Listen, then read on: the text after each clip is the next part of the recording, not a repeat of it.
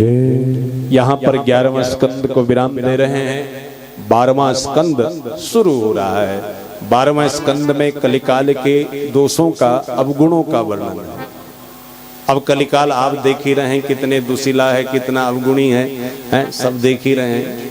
प्रत्यक्षम किम प्रमाणम, फिर भी कुछ प्रमाण आपको सुना लेते हैं। आइए। कलो सर्वे भविष्यन्ति मानवा धर्म वर्जिता, सदा पापरता सर्वे सत्य धर्म परांमुखा। कलिकाल के लोग मानव धर्म से विमुख, दानव धर्म के सन्मुख रहेंगे। कभी सत्य नहीं बोलेंगे, सत्य से बहुत प्रांगमुख हो जाएंगे। और गुरु भक्ति विहीनश्चा गुरु निंदारता सदा, स्व स्व कर्म विहीनश्चा धन लुब्धा कलौ युगे। कलिकाल में केवल धन को श्रेष्ठ मानेंगे, अपने कर्मों से विहीन हो जाएंगे। ब्राह्मण ब्रह्म कर्म से, क्षत्रिय छात्र कर्म से, वैश्य अपनी वैश्य वृत्ति से, शूद्र अपनी सेवा वृत्ति से च्युत हो जाएगा, गिर जाएगा, नष्ट होगा। और गुरु की भक्ति नहीं करेंगे, अपने से बड़ों का आदर नहीं करेंगे। गुरु भक्ति मानी जो अपने से बड़े हैं उनको आदर नहीं करेंगे, उनकी सेवा नहीं करेंगे। ऐसा कलिकाल में है। और फिर क्या बोले महाराज, अवला कचभूषण बूरी छुदा, धनहीन दुखी ममता बहुदा, सुख चाहे मूड न धर्म रता, मति थोड़ी कठोर न कोमलता।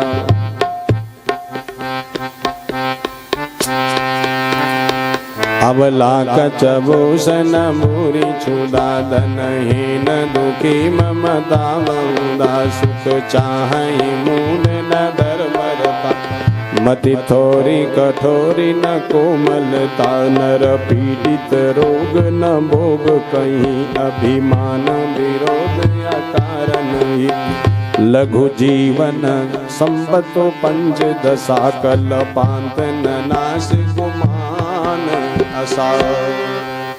कलिकाल की बहुत बड़ी विशेषता है। अवला कचभूषण बूरी छुदा, माताओं का केवल बाल ही कटाने का आभूषण रहेगा और कुछ नहीं रहेगा। हमने कह दिया कि न कटाए। वाह, जो विवाहिता है उनको अपनी बीड़ी ब्यूटी पार्लर ने देनी। रक्षा करा ती की, फूल गुंथा ती पारा, जटा जूट पास में नेमी रखो एक, वहां प्रयाग जी है। इसलिए ध्यान देना, जो बेणी कटवाती, जो स्त्री बाल कटवाती, वो पति को नरक पहुंचाती, पितरों को भी नरक पहुंचाती।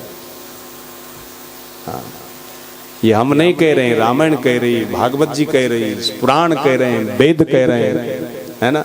और हमने एक दिन कहा भी था कि शास्त्र विधि विहीन जो कर्म होता है वही हमको पाप देता है, और वही पाप कर्म हमको ताप देता है। इसलिए पाप के ताप से बचना चाहते तो हमसे पाप ही न बने।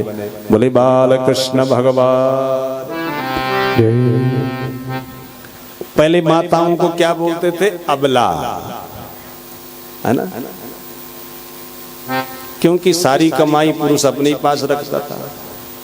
कभी बाजार गए, कभी मेला गए तो बोले अबला, मेला जाना है अबला। लेकिन अब अबला नहीं, अब सबला। जितनी भी तनख्वाह आ रही स्वामी के, कितने लाए? अबला, अबला नहीं रही मैं, अब सबला। अब तो खजाना आप पर होना भी चाहिए साहब, आप तो लक्ष्मी है, होना भी चाहिए।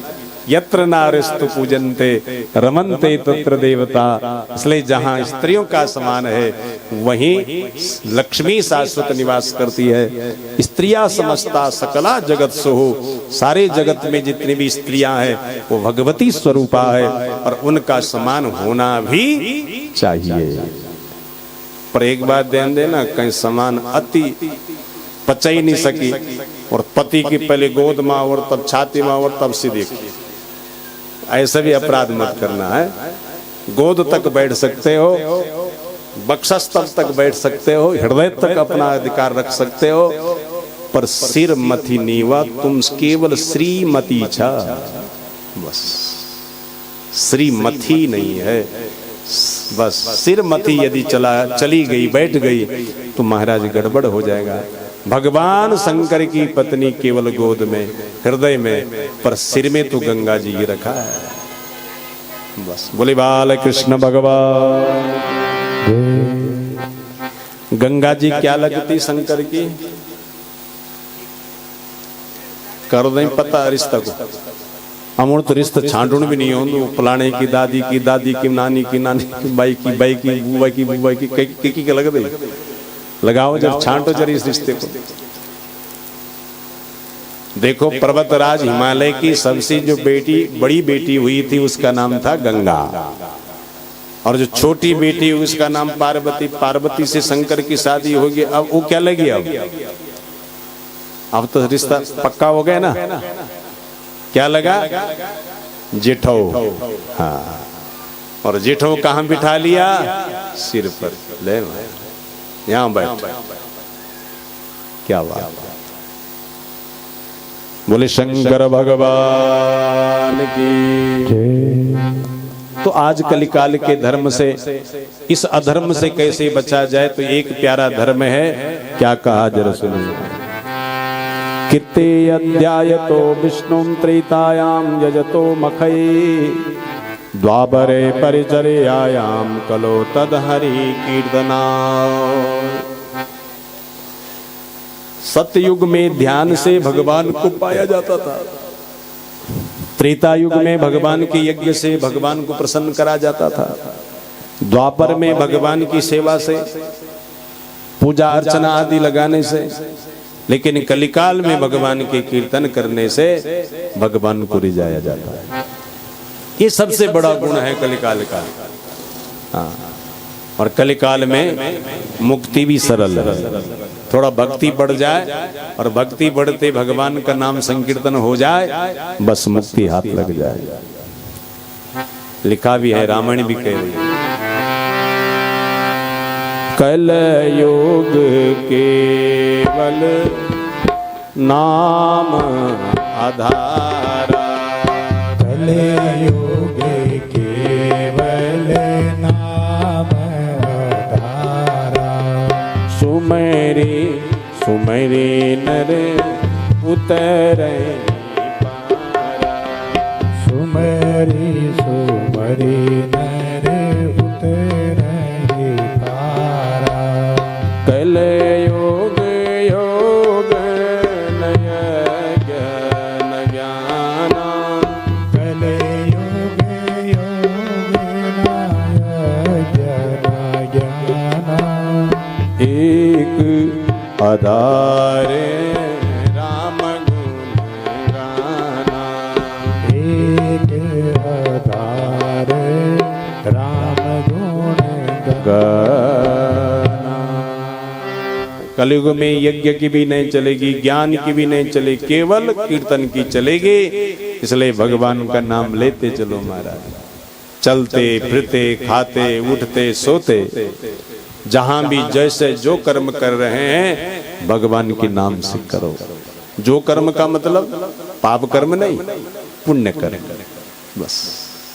और भगवान के नाम साथ पुण्य कर्म जुड़ेगा तो और पुण्य हो जाएगा, महापुण्य हो जाएगा।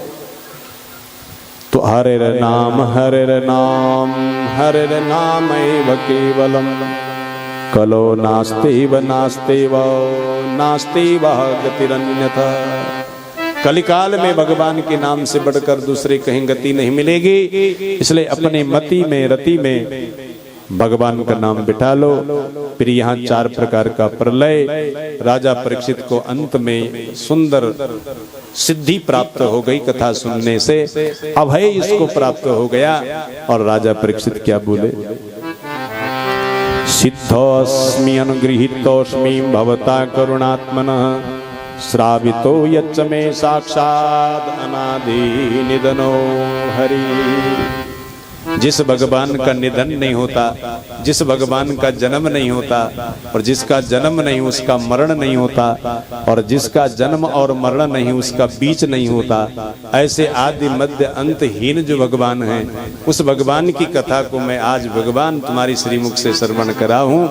इसलिए मैं सिद्धोस्मि अनुगृहीतोस्मि, मैं सिद्ध हो गया हूँ, अनुगृहीत हो गया हूँ सुखदेव आपकी कृपा से। आपकी करुणा बरखा जो मेरी ऊपर बरसी, भागवत का अमृत जो मेरे ऊपर बरसा, अब मुझे मृत्यु से कतई भी भय नहीं। ऐसा बोल ही रहा था, तभी एक सुंदर फूल उठाया सिर पर ब्राह्मण के द्वारा, और उसी सिर से फूल से एक कीड़ा निकल गया, और उस कीड़े ने परीक्षित जी को डस दिया और रकम शरीर में आकर के सारे मंडप को घेर दिया। वही तक्षक श्रृंग ऋषि का श्राप आज सत्य हो गया, और परीक्षित जी महाराज को भागवत सुनने से मुक्ति प्राप्त हो गई। सुखदेव जी महाराज की जय, परीक्षित जी महाराज की जय। नमो भगवते तस्मै कृष्णाय कुंठमेधसे यत्पादाम्बुरुहध्याना संहिताम् अध्यगामिमाम्। आज भागवत जी की संहिता को प्रणाम करा, उस तक्षक को प्रणाम करा, और सुखदेव जी ने भी अपनी वाणी विराम दी। सूत जी महाराज की वाणी चल रही है। नैमिषारण्य तीर्थ में 88,000 सौनकादिक ऋषि दिव्य भागवत संहिता सुन रहे हैं, और यहाँ पर पुराणों की संख्या कर्मणिका बताई। फिर भागवत जी का हम एकाध श्लोक अंतिम सुना देते हैं, फिर मणि कथा भी अपनी विराम की ओर है। बोले बाल कृष्ण भगवान की जय। श्रीमद्भागवतं पुराणममलं यद् वैष्णवानां प्रियं, यस्मिन् पारमहंसमेकममलं ज्ञानं परं गीयते। तत्र ज्ञानविरागभक्तिसहितं नैष्कर्म्यमाविष्कृतं, तच्छृण्वन् विपठन् विचारण परो भगत्या विमोचेत नराः। श्रीमद् भागवत जी के अंदर सारे पुराणों का सार है, वैष्णवों का प्रिय है। इसमें परमहंसों का ज्ञान भरा है, और तत्रा ज्ञान विराग भक्ति सहितम नैष्कर्म्यमाविष्कृतम। यहाँ ज्ञान वैराग्य भक्ति का चरित्र विद्यमान है, और नैष्कर्म्य कर्म, प्रवृत्ति कर्म, निवृत्ति कर्म का भी इसके अंदर वर्णन है। और ऐसे भागवत को यदि कोई सुन लिया, तच्छृण्वन् विपठन् विचारण परो भगत्या विमोचेत नराः। भक्ति भाव से यदि किसी ने इस कथा को सुन लिया, भक्ति भाव से इस कथा, इस भागवत को पढ़ लिया, भक्ति भाव से इसको विचार में ला लिया, तो महाराज उसको मुक्ति प्राप्त हो जाती है, मोक्ष धर्म उसका सिद्ध हो जाता है। और फिर कहा, कस्मै येन विभासितो यमतुलो ज्ञाना प्रदीपा पुरा, तद्रूपेण च नारदाय मुनये कृष्णाय तद्रूपिणा, योगीन्द्राय तदात्मनाथ भगवत्राताय कारुण्यता, तच्छुद्धं विमलं विशोकममृतं सत्यं परम धीमहि। सबसे पहले भगवान नारायण ने ब्रह्मा को भागवत सुनाई, फिर ब्रह्मा जी ने नारद जी को सुनाया, नारद जी ने वेद व्यास को सुनाया, और वेद व्यास जी महाराज ने सुखदेव जी को सुनाया, सुखदेव जी महाराज ने राजा परीक्षित को सुनाया, और परीक्षित जी महाराज की इसी परंपरा में आज आप हम भी इस भागवत को सुन रहे हैं। ऐसे परम सत्य जिसमें वर्णित है, इस सत्य का हम ध्यान करें। बस इस सत्य से कहीं भी हमारा ध्यान इधर उधर नहीं जाना चाहिए। बोले सत्यनारायण भगवान की जय। नमस्तस्मै भगवते वासुदेवाय साक्षिणे, यायदं कृपया कस्मै व्याजचक्षै मुमुक्षवै। आज सबसे पहले भगवान वासुदेव को प्रणाम कर रहे हैं, जिसका चरित्र इतना प्यारा भागवत में सरस भरा है और जिसके रसमय चरित्र से मुमुक्षुओं को मोक्ष प्राप्त होता है, ऐसे इस भगवान नारायण को प्रणाम है। और फिर कहा योगींद्राय नमस्तस्मै सुखाय ब्रह्मरूपिणे संसार सर्पदष्टम यो विष्णुरात्ममुचत।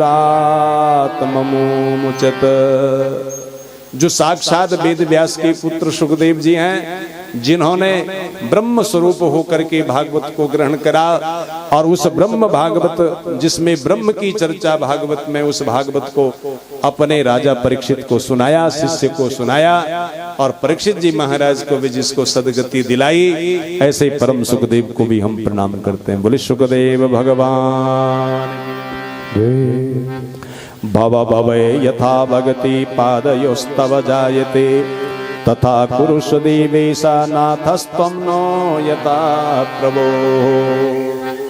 हे प्रभु, संसार में हम जहां भी रहें, जिस रूप में भी रहे, परंतु तुम्हारी भक्ति से रहित न रहें। तुम्हारी भक्ति हमारी जीवन में हमेशा आती रहे, बस इसी के लिए हम आपको नाथ धारण करते हैं। आप हमारे रक्षक हैं। बोले कन्हैया लाल भगवान की। बिल्कुल बिल्कुल बिल्कुल, इसका आशीर्वाद ही है। जय कन्हैया। इसको ला, इसको ला, इसको ला, ला, एक कन्हैया। बोले बाल कृष्ण भगवान की। मंगलम भगवान विष्णु मंगलम गरुड़ाध्वजा मंगलम पुंडरीकाक्ष मंगलायतनो हरि। उनको दे दो, दे दो, दे दो। नहीं, उनके लिए कन्हैया है, बस उसको ले जाओ।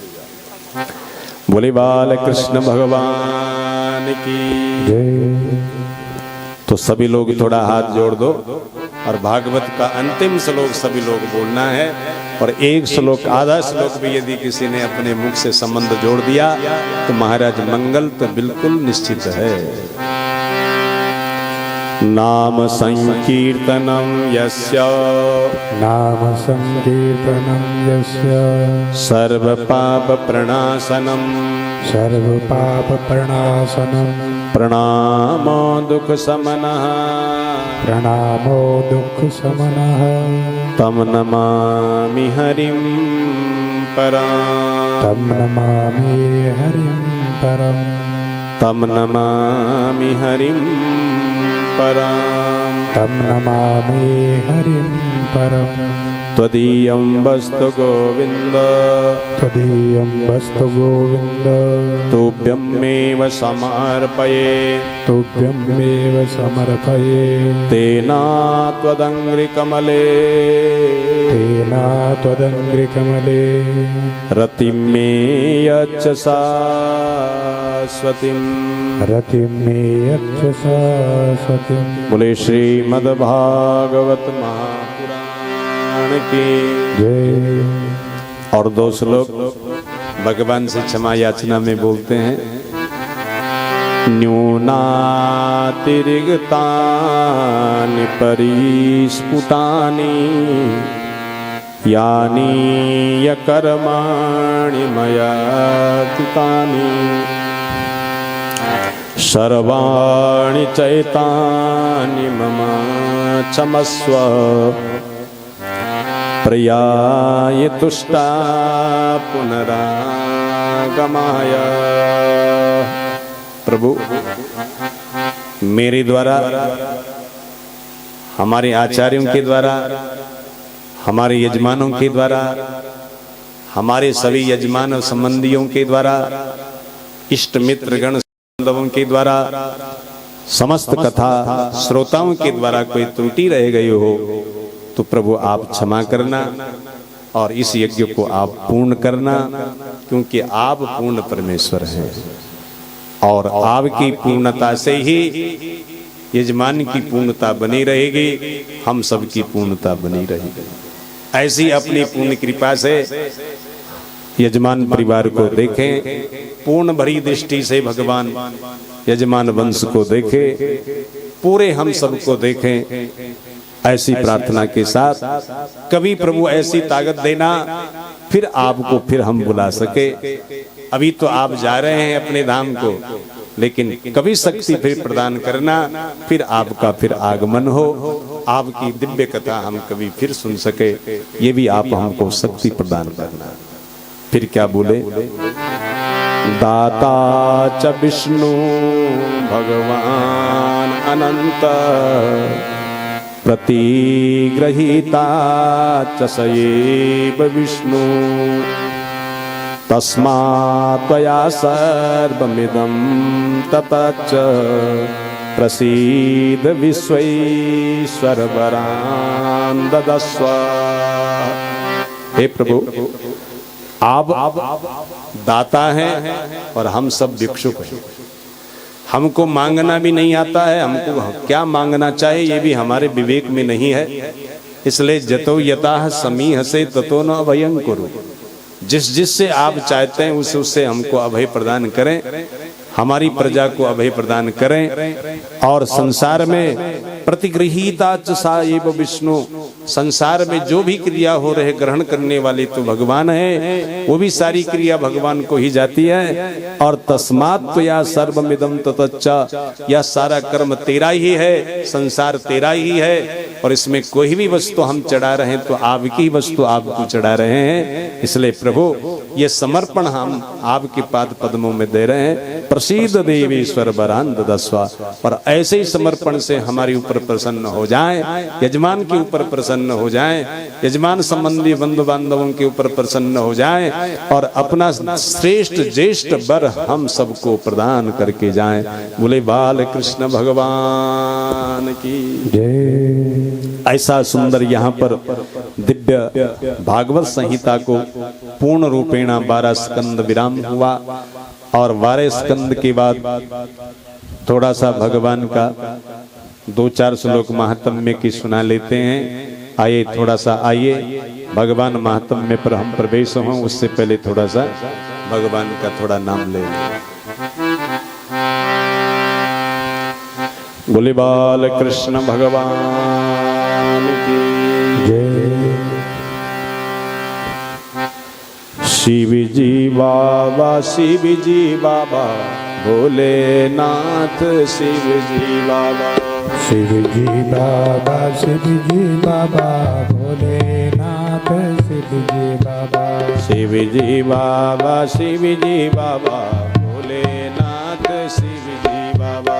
वो देना हल्का ही, शिव जी बाबा, भोलेनाथ शिव जी बाबा, कैलाशो मरंदा बोला, भोलेनाथ शिव जी बाबा, कैलाशो मरंदा बोला, जटा मां गंगा की धारा, भोलेनाथ शिव जी बाबा, जटा मां गंगा की धारा, भोलेनाथ शिव जी बाबा, जटा मां गंगा की धारा, भोलेनाथ शिव जी बाबा, मां गंगा की धारा, भोलेनाथ शिव जी बाबा, मुंडे मां चंदा प्यारा, भोलेनाथ शिव जी बाबा, मुंडे मां चंदा प्यारा, भोलेनाथ शिव जी बाबा, मुंडे मां चंदा प्यारा, भोलेनाथ शिव जी बाबा, मुंडे मां चंदा प्यारा, भोलेनाथ शिव जी बाबा, गला माना गाँव की माला, भोलेनाथ शिव जी बाबा, गला माना गाँव की माला, भोलेनाथ शिव जी बाबा, गला माना गाँव की माला, गला माना गाँव की माला, भोलेनाथ शिव जी बाबा, गला सो मारेंदा बोला, भोलेनाथ शिव जी बाबा, ना बोला भोलेनाथ शिव जी बाबा, भोलेनाथ शिव जी बाबा, भोलेनाथ शिव जी बाबा, गला माना गाँव की माला, भोलेनाथ शिव जी बाबा, गला माना गाँव की माला, भोलेनाथ शिव जी बाबा, संग शिव जी बाबा, भोले माँ गणेश लाला, भोलेनाथ शिव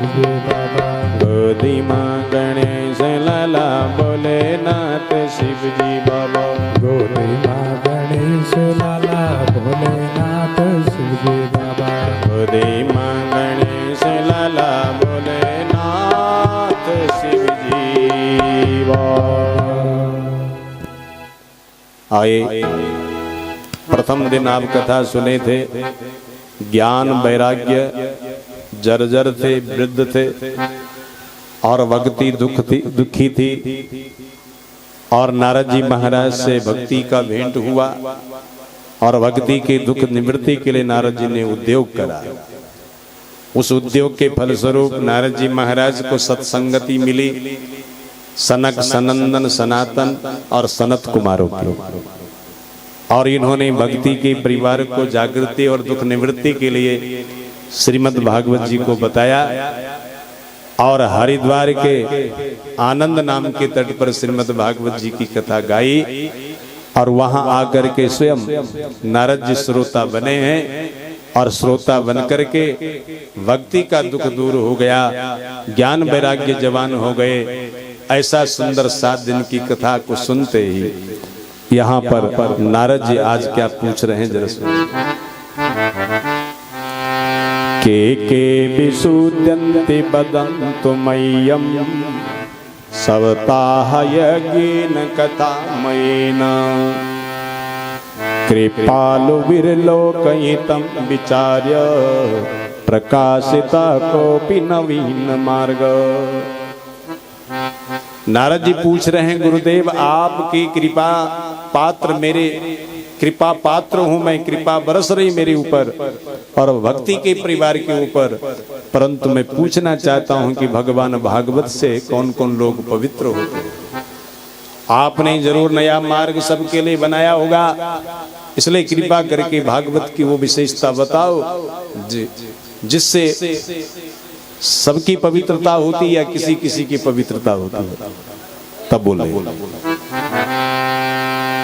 ये मानवा पाप कृतस्तु सर्वदा सदा दुराचार रता विमार्गगा क्रोधाग्नि दग्धा कुटिला चकामिना सवताः यज्ञेन कलौ पुनन्ति।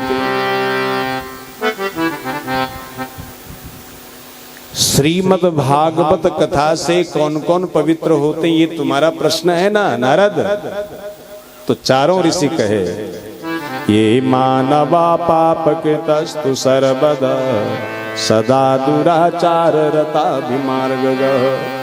जो मानव हमेशा पाप कर्म में रत है, जो दुराचार के पथ में हमेशा चला जा रहा है, क्रोध नाम की अग्नि से जो दग्ध है, कुटिल से कुटिल कामनाओं से जिसका चित्त हत हो गया है, ऐसे पापात्मा भी यदि 7 दिन तक श्रीमद् भागवत की कथा श्रवण करता है तो 7वें दिन पुनीत हो जाता है, पवित्र हो जाता है।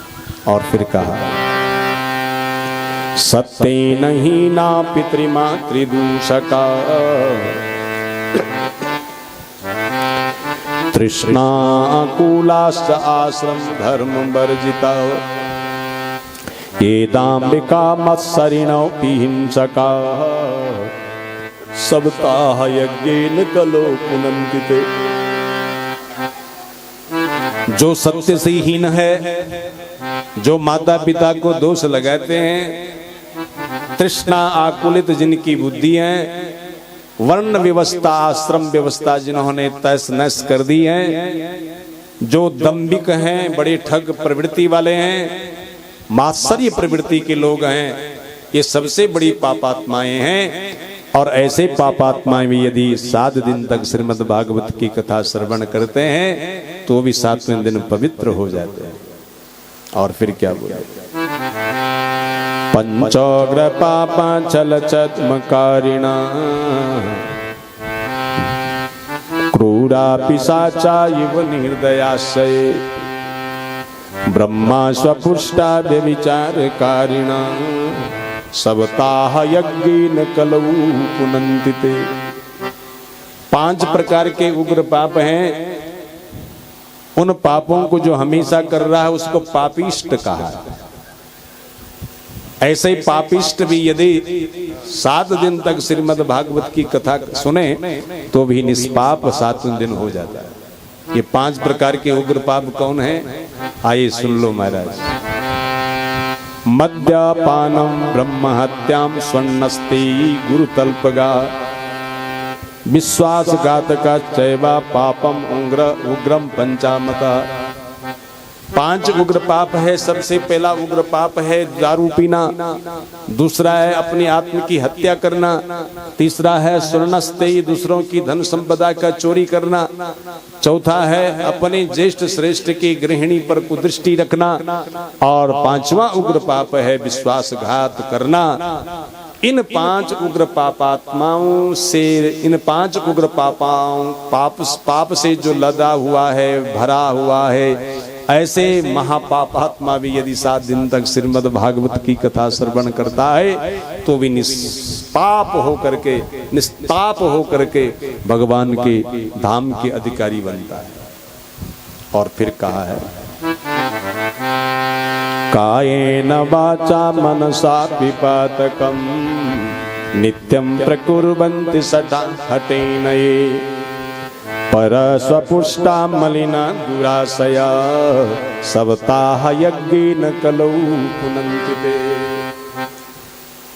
शरीर के द्वारा, वाणी के द्वारा, मन के द्वारा जो हमेशा पाप ही करता है, ऐसा पापिष्ट भी यदि अपने भगवान भागवत के पाद पद्मों में 7 दिन तक एकाग्र मन से, निर्मल मन होकर के भगवान की कथा सुनता है तो उसका मन भी निर्मल हो जाता है, अंतःकरण निर्मल हो जाता है, पूरा सारा पाप से उसका शरीर रहित हो जाता है, निर्मल हो जाता है। इसलिए भागवतामृत हम सबको पाप से बचाती है। इसलिए इस भागवतामृत को कभी भी छोड़ना नहीं। और फिर कहा अत्र ते कीर्तयिष्याम इतिहासं पुरातनम यस्या श्रवण मात्रेण पापहानि प्रजायते। इसके लिए एक इतिहास हम तुम्हें कहने जा रहे हैं। ऋषि कह रहे हैं नारद, इस कथा को, इस इतिहास को किसी ने सुन लिया तो पाप की हानि हो जाती है। कथा इस प्रकार है। तुंगभद्रा तटे पूर्वम अभूत पतनम उत्तमम यत्रा वर्णा स्वधर्मेण सत सत्कर्म तत्पराः। तुंगभद्रा नाम की एक नदी है, उस तट पर एक सुंदर ग्राम बसा है। उस ग्राम में एक ब्राह्मण दाम्पत्य रहता है और ब्राह्मण दाम्पत्य इस नाम से प्रसिद्ध है। किस नाम से प्रसिद्ध है? तब बोले आत्मदेवाः पुरे तस्मिन् सर्ववेद विशारदा श्रोतस्मार्तेषु निष्णातो द्वितीय इव भास्करः। आत्मदेव नाम का ब्राह्मण है जो वेद का बहुत बड़ा ज्ञान रखता है और वेद से निष्णात है, और उसकी एक पत्नी है जिसका नाम धुंधुली था। बोले आत्मदेव महाराज की जय, धुंधुली मैया की। कहीं भी जय नहीं करी। वाह, आत्मदेव की सबने जय जयकार करे, परंतु धुंधुली की जय जयकार करने की जब आज्ञा मिली भागवत से तो किसी ने भी नहीं करी। इसलिए ध्यान देना, वो बनो जिससे लोग जय जयकार करे, वो मत बनना जिससे कि जो। और धुंधुली का विचार, उसका आदरण, उसका आचरण कैसा है, आए प्रभु एक श्लोक के साथ उसको भी सुन लो। लोकवार्ता रता क्रूरा प्रायसो बहुजल्पिका सुरूरा चाक्रिय कृतेषु कृपणा कलह प्रिया। सबसे पहले तो लोक वार्ता में रत है। अख की तखत, तख की अख, हाँ, इधर उधर खूब लगाती है। आपके साथ भी मीठी और दूसरे के साथ भी मीठी और खो रही सबकी। इसलिए ऐसा मीठा जहर जरा छोड़ दो हमारा। हाँ, प्रत्यक्षम कार्य हंतारम न हो करके प्रत्यक्षम प्रियवादिनम, सामने प्रिय बोलना और पीठ पीछे कार्य की हानि करना। विश्व कुंभ पयो मुखम वर्जयेत तादृशम मित्रम। सारा घरा जो है जहर से भरा है, और ऊपर जो है हमने उसको क्या लगा दिया, दूध रख दिया, तो बोलो वो घड़ा पीने योग्य होगा, वो दूध पीने योग्य होगा। प्रत्यक्षम प्रियवादिनम परोक्षे कार्यहंतारम। इसलिए प्रत्यक्ष में प्रिय बोलना और पीठ पीछे छुरा मारना ये धुंधलियों का काम है, ये धुंधुकारियों का काम है। इसलिए ऐसे मित्र को स्वप्न में भी मत बनाना। और आज ऐसे भाव से यहाँ पर ये पहली है इसकी विशेषता कि ये इधर उधर बहुत लगाती है और क्रूरा भी है।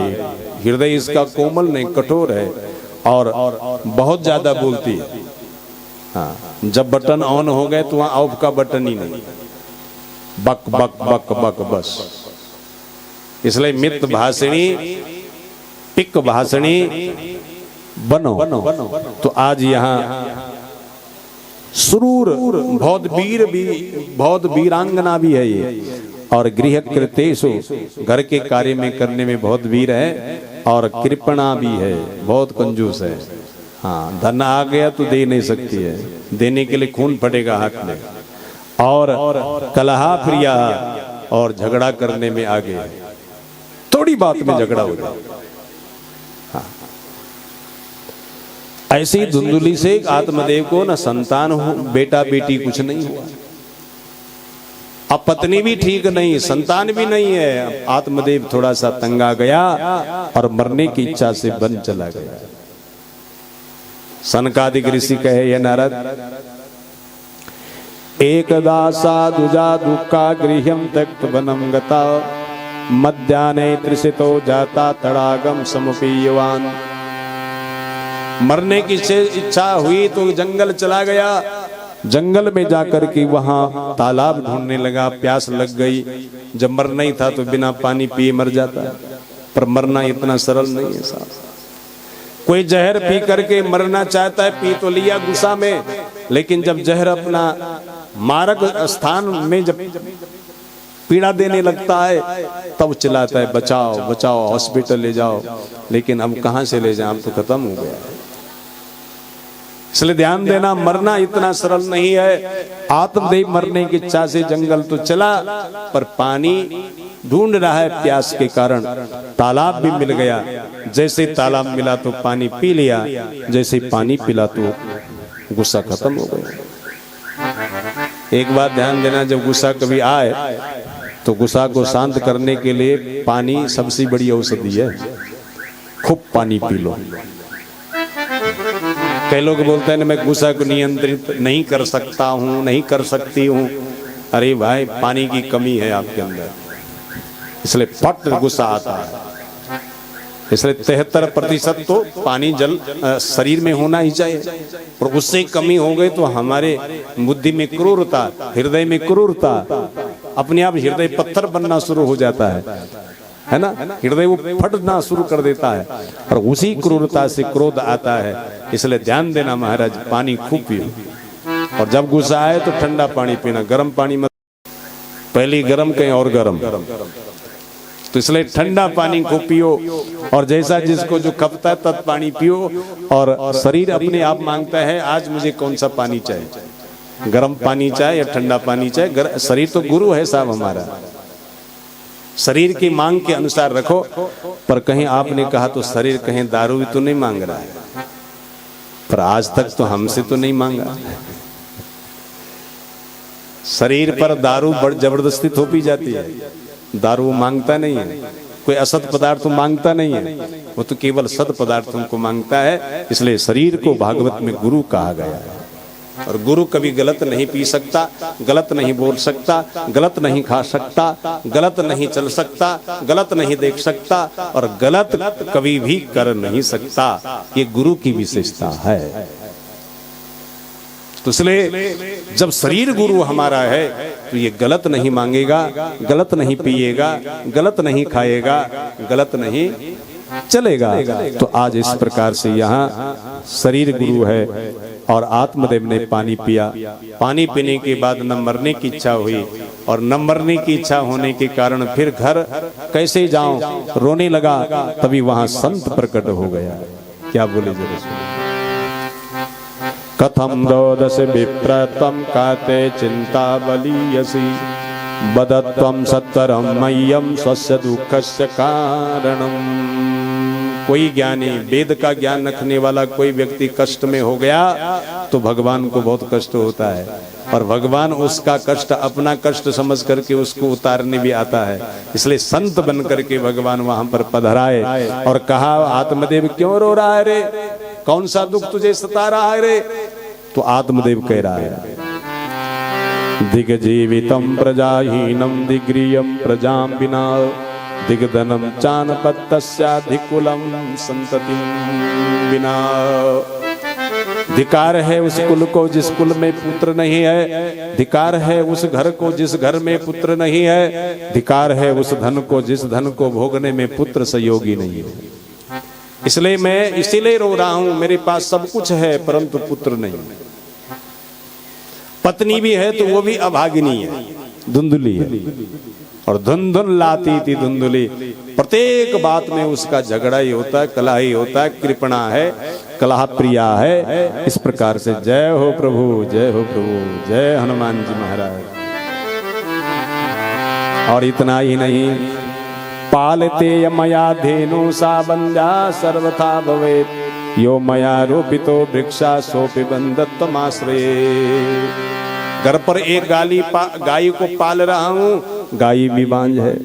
वृक्षारोपण करता हूँ, वो कभी लगते नहीं, वहीं पर सूख जाते हैं, और यदि लग भी गए, हरा भरा हो भी गया, तो फल देते नहीं, वो भी वृक्ष बांझ है। और इतना ही नहीं, निर्भागस्यानपत्तस्या किमतो जीवतेन मे यत् फलम मदग्र्यायातं तच्च शीघ्रं विनश्यति। जिस फल को बाजार से घर पर लाता हूं, घर के डेलीज के अंदर जैसे वो फल प्रवेश होता है, वो फल गल जाता है, सड़ जाता है, समाप्त हो जाता है। इतना ही नहीं, मेरे पास भाग्य का बहुत अभाव है, इसलिए मैं निर्भाग हूं। निर्भाग जो शब्द है वो संस्कृत का शुद्ध शब्द है।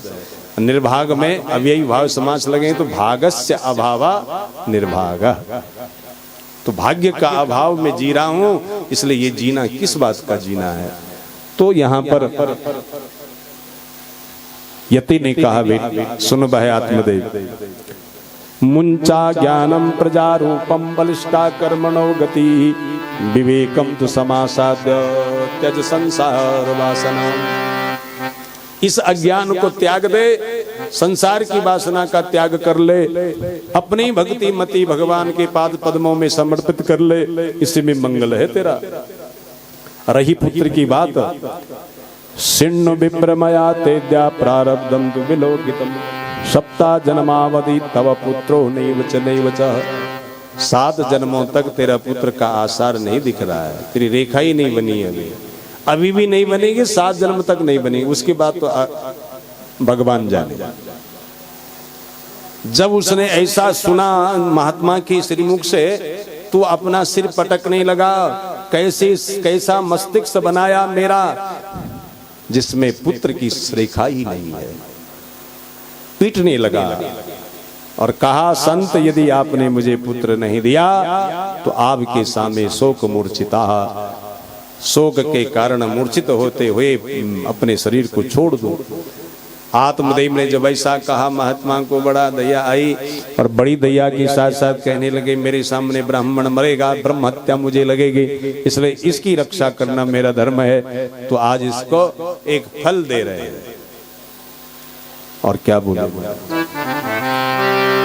तस्याग्रहं समालोक्य फलमेकं सदत्तवान् इदं भक्षय पत्न्या त्वं तथा पुत्रो भविष्यति। जाओ, मैं एक फल दे रहा हूँ, इस फल को अपने पत्नी को खिलाना, इस फल से तुम्हें एक सुंदर पुत्र होगा। परंतु फल खाने का नियम बताया है, सत्यम शौचम दया दानम एकम भक्तम तु भोजनम वर्षावधि स्त्रिया कार्यम तेन पुत्रो होति निर्मला।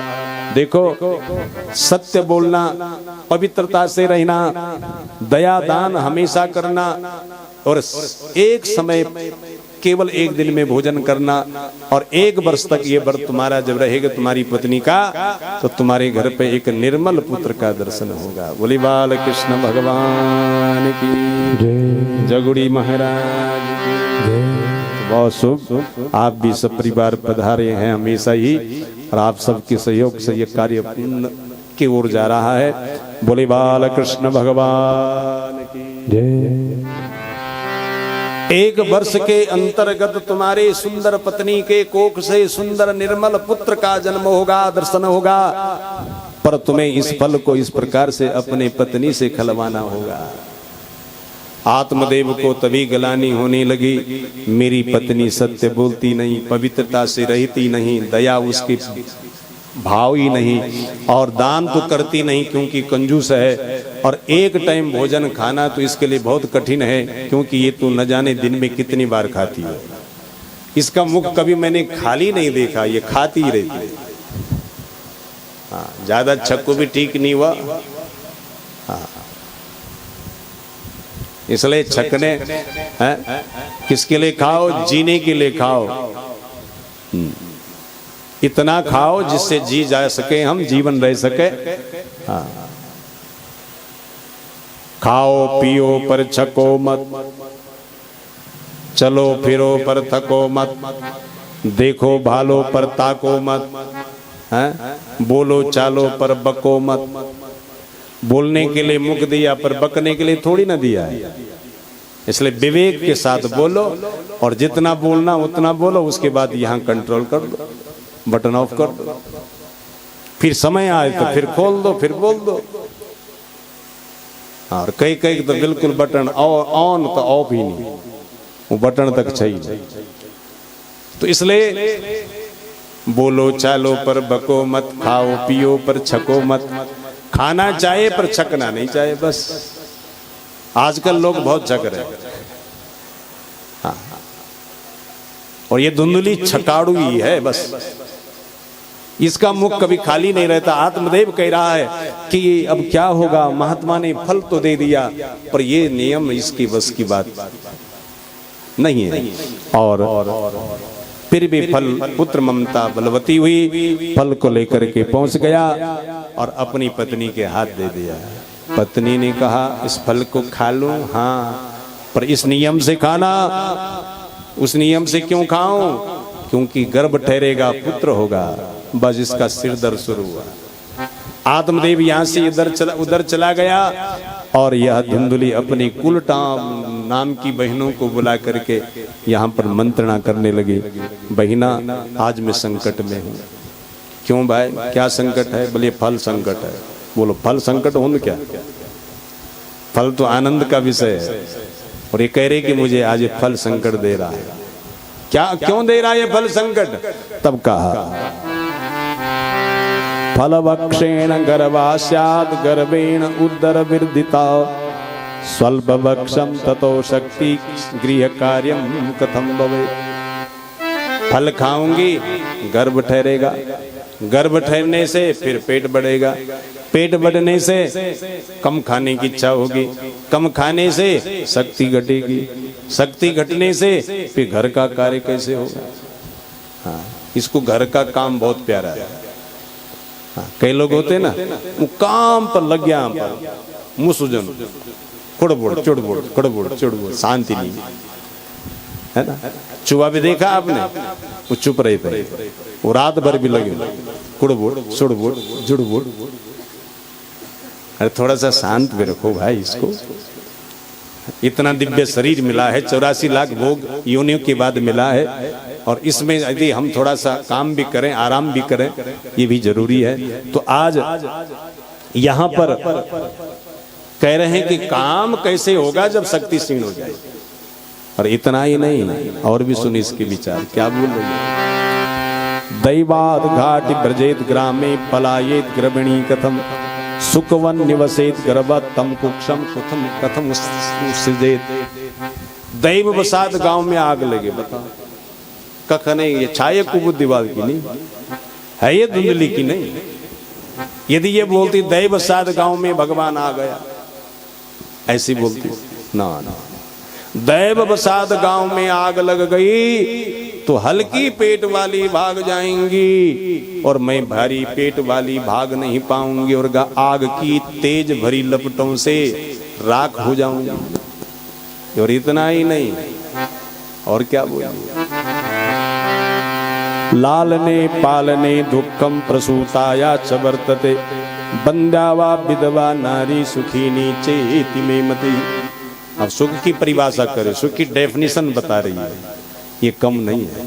हाँ, इसकी भाषा में कम मत जाना हुआ। हाँ, ये धुंधुली बोल रही है भागवत में, कोई और नहीं बोल रहे हैं, मैं भी नहीं बोल रहा हूं। क्या बोली धुंधली? लालने पालने दुखम, सबसे पहले बच्चा का लालन पालन दुखदाई है, और उससे ज्यादा दुख तो प्रसूताया च वर्तते, जब उसका प्रसव काल आता है उस समय तो कितनी वेदना सहन करनी पड़ती होगी। इसलिए न बाबा न, संसार में सुखी कौन है?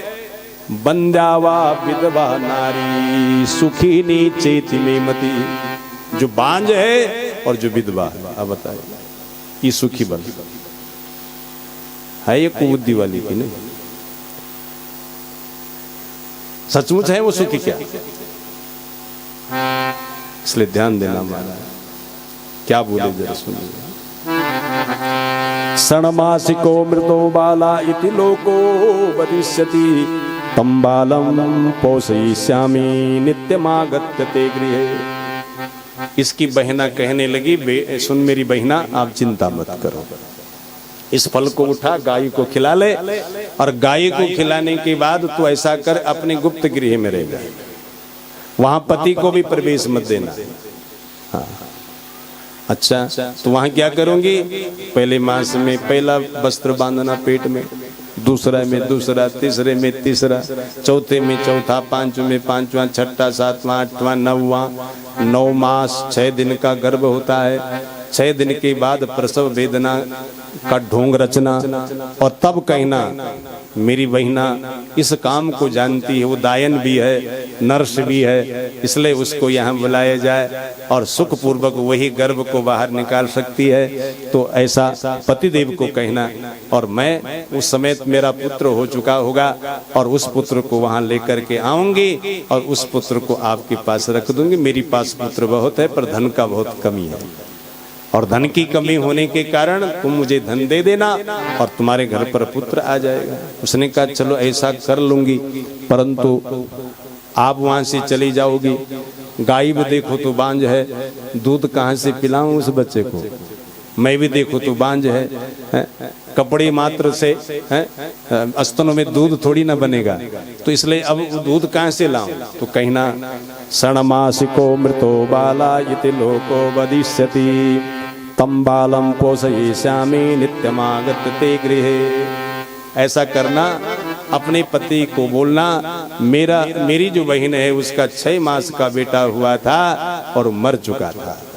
हाँ बताओ, क्या कुलटाएं, क्या कुमंत्रणा दे रही हैं। वो मर चुका है और मेरी बहन का आज भी दूध स्तनों में पर्याप्त बह रहा है। मैं नियम में रही हूँ और नियम के कारण कोई कमी ऐसी आ गई जिस कमी के कारण मेरी स्तनों में दूध नहीं बन पाया। हे आत्मदेव, जाओ मेरी बहन को बुलाओ और मैं वहां आकर के उस बच्चे को पालूंगी और फिर उसके बाद तुम मेरे पति को पैसा दे देना। हरे राम। बिचाली धुंधली इसकी बहकाओं में आ गई। इसने ऐसा ही करा और 9 मास 6 दिन का गर्भ ठहरने के बाद उसकी प्रसूति पीड़ा तो क्या होनी थी, पर ढोंग रच दिया। और उसी समय तत्काल आत्मदेव ने इसी बहिना को बुला लिया। गुप्त चुप से वहां पुत्र को रखा गया और बेचारी धुंधली उस पुत्र को लेकर के बड़ी प्रसन्न हुई और आत्मदेव बड़ा जात कर्म संस्कार करने लगा। जो 6 मास पहले पैदा हो गया था उसका जात कर्म संस्कार आज हो रहा है। ऐसा जात कर्म संस्कार जब हुआ तो महाराज नामकरण संस्कार भी होने लगा। फिर इसका नाम कौन रखेंगे? आत्मदेव ने कहा मैं रखूंगा, जो इसके बाप है। कहा कि तुम नहीं रखोगे, मैं रखूंगी। तो क्या रखा है इसका नाम? धुंधुकारी। बोले धुंधुकारी महाराज। अच्छा, धुंधुकारी की विजय हो, है ना। तो महाराज धुंधुकारी नाम रख दिया। समय समय पर इसका जैसे शरीर बढ़ने लगा, उम्र बढ़ने लगी, इसके अवगुण भी बढ़ने लगे। और जब ये 3 महीने का हो गया, तिर्मासे निर्गते चाता साधेनो सुसयोर्वकम सर्वांग सुंदरम दिव्यम निर्मलम कनकाप्रभम। जब धुंधुकारी को 3 मास हो गए जन्मे, तब 3 मास बाद गाय ने भी अपना एक बछड़ा पैदा कर दिया। पर बछड़ा बड़ा विचित्र है, केवल गाय का उसमें निशानी कान है, अन्य सारी मानवा करती है। कि संत का फल है, उसको कहीं भी रख दो महाराज, वो निष्फल नहीं होता है। हाँ, अमोघ फल है। इसलिए अमोघ का अर्थ क्या होता है? न अमोघा, अमोघा। मोघ मने